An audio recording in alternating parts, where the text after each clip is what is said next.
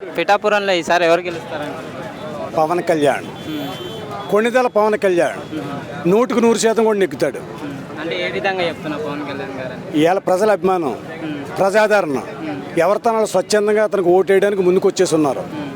ఎన్ని రూపాయలు ఇచ్చినా సరే అవతల వైసీపీ వాళ్ళు రూపాయలు ఇచ్చినా సరే తీసుకుని వేయడానికి డిసైడ్ అయి ఉన్నారు. ఇవాళ అంటే ప్రచారానికంటే డబ్బులు ఇస్తేనే వస్తారు కదా, ఇప్పుడు డబ్బులు ఇస్తే వచ్చారా? ఇవాళ వైసీపీ వాళ్ళ ప్రచారానికి రోజుకి 500 రూపాయలకి ఇస్తేనే కానీ జనం వస్తలేదు. దీనికి వద్దంటే వచ్చి పడిపోతున్నారు. ఇదేదో దేవుడి కార్యక్రమం లాగా సేవ చేయడానికి చూడు, తిరుపతి దేవుడి కార్యక్రమానికి సేవ చేయడానికి వెళ్తారు చూడు, అలాగా సేవ చేయడం కానీ వచ్చినట్టు వచ్చి పడిపోతున్నారు. ఎవరితోనాడు సొంత రూపాయలతో ఈ కులం ఆ కులం, ఈ ప్రాంతం ఆ ప్రాంతం లేదు. అన్ని ప్రాంతాల నుంచి అన్ని కులాల వాళ్ళు, అన్ని మతాల వాళ్ళు కూడా స్వచ్ఛందంగా ఎవరి రూపాయలు పెట్టుకున్నాడు అతను గెలుపు కోసం ప్రయత్నం చేస్తున్నారు. గెలడం గురించి కాదు, మెజార్టీ కోసం ప్రయత్నం చేస్తున్నారు అందరూ కూడా. అది ఏదమ్మా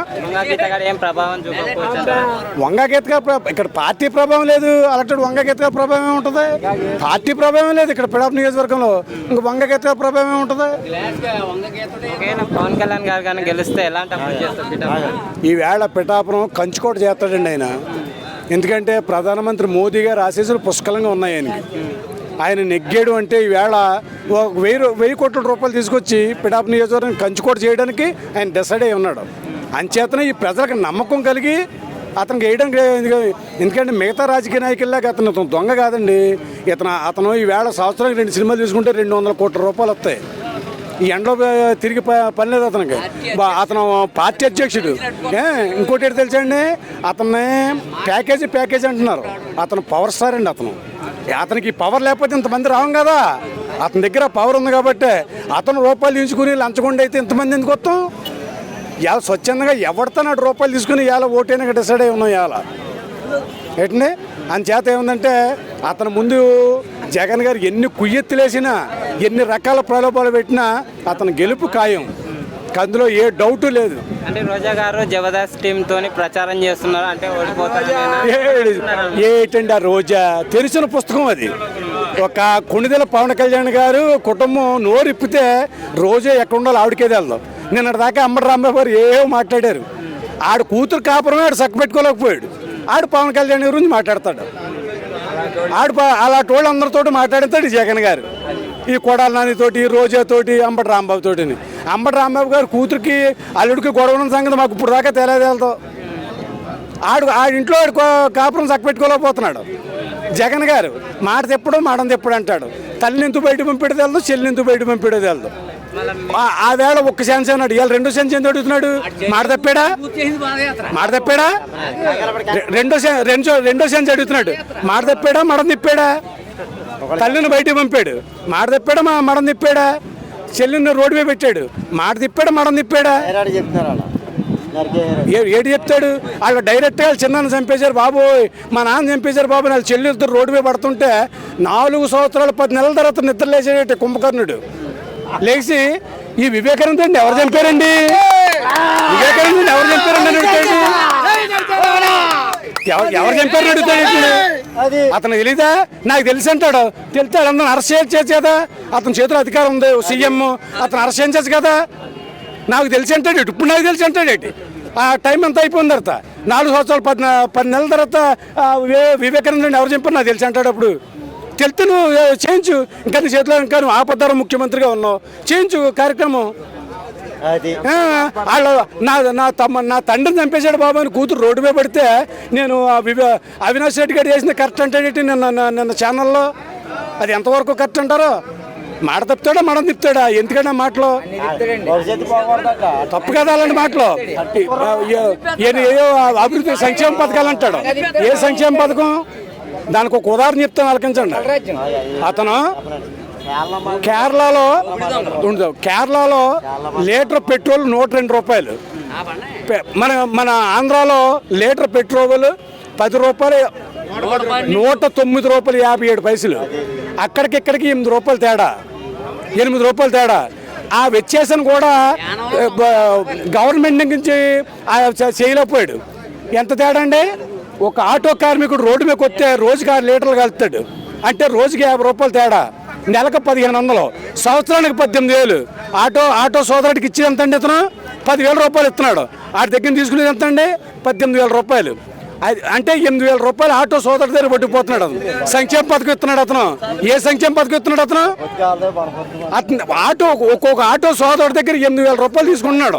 మళ్ళీ ఆడి మీద కేసులు. 3 రాజధానులు అన్నాడు, 3 ముక్కలు ఆటేసాడు. ఇసుక ప్రియ అన్నాడు, మట్టి ప్రియ అన్నాడు, మట్టి మాఫియా అన్నాడు. ఏమండి ఎవరు బాబు గారికి మేము వచ్చున్నామండి? ప్రతి నెల చూడండి 2 సంవత్సరాలు 1000 రూపాయలు కరెంట్ బిల్ ఎక్స్ట్రా కడుతున్నాం అండి. చెప్తున్నాం చూడండి, లీటరు నూనె ధర 70 రూపాయలు ఉంటుంది చంద్రబాబు నాయుడు దిగిపోతులోకి. ఇతని దగ్గర కొత్తలోకి 210 రూపాయలు అయింది. అందరూ గోలెడుతుంటే ఇవాళ 150 రూపాయలు అయింది. నెలకి ఎన్ని ప్యాకెట్లు వాడతామండి? 5 ప్యాకెట్లు వాడతాం. 5 ప్యాకెట్లకి ఎంత అయిందండి? 17 ఎంత అండి? 800 రూపాయలు అవుతుంది. ఎవరు బాబు గారు సొమ్మిడి ఇదంతానే? అది వదిలేండి. గ్యాస్ ధర చంద్రబాబు నాయుడు వ్యక్తులకు ఎంత ఉండేదండి? 600 రూపాయలు ఉండేది. అప్పుడు సబ్సిడీ ఎంత అండి? 250 రూపాయలు ఉండేదండి. ఇప్పుడు గ్యాస్ ధర 1100 రూపాయలు. సబ్సిడీ ఎంతో తెలుసా అండి? 10 రూపాయలు 62 పైసలు.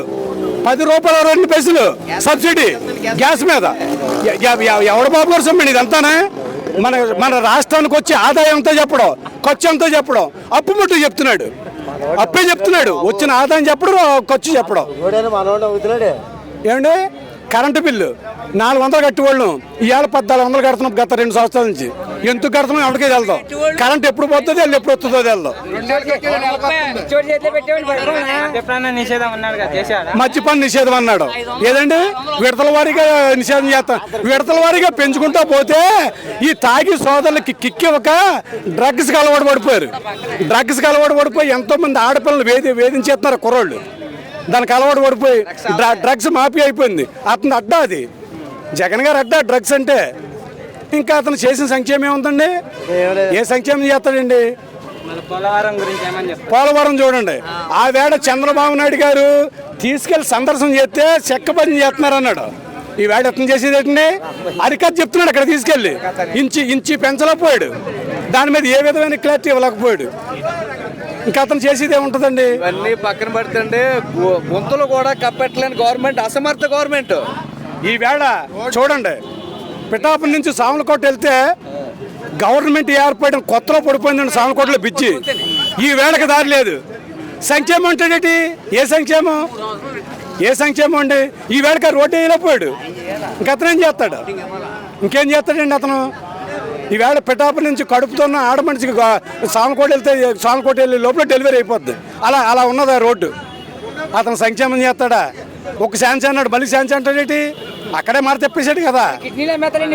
మీ బిడ్డ అభివృద్ధి చేసింటేనే అదే అంటుంటండి. అతను మంచి చేసాను అనుకుంటే ఓటేయమంటున్నాడు. నీ ఇంట్లో మంచి జరిగిందా? నీ తల్లికి మంచి జరిగిందా? నీ చెల్లికి మంచి జరిగిందా? ఏ ఇంట్లో గురించి అడుగుతావు నువ్వు? నీ ఇంట్లోనే నీకు మంచి జరగలేదు. నీ తల్లి బయటికి వెళ్ళిపోయింది, అమెరికాలో దాకుంది. నీ చెల్లెమో కాంగ్రెస్ పార్టీలో ప్రచారం చేస్తుంది. వాళ్ళకి మంచి జరగనట్టుకే కదా. మాకు మంచి ఏం చేస్తావు? నాకు మంచి ఏం చేస్తావే? ఇంకా అర్థం చూడు, అప్పుడు స్టేట్ మీద పడితే కానీ అడుగు. నువ్వు ఏదడితే దానికి సమాధానం చెప్తాను.